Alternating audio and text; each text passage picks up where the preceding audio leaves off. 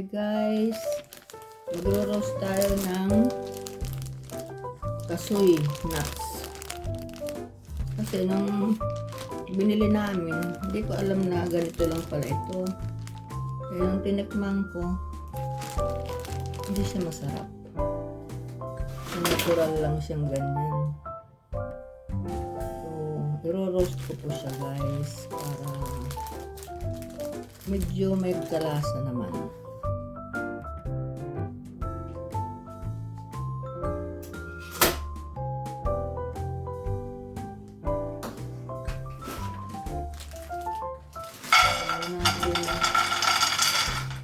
Kasoy nuts.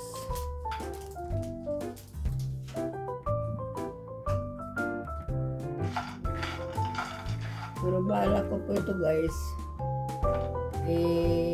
hahalo ko po doon sa isa kong lulutuin suman.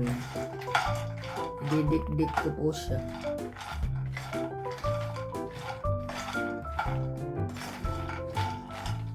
Yung roast lang kasi baga pag ihalo ko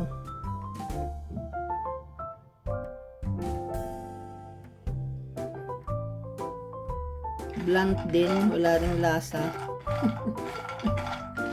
Kaya naisip ko i-roast ko kaya ng konti naman. Ayan guys,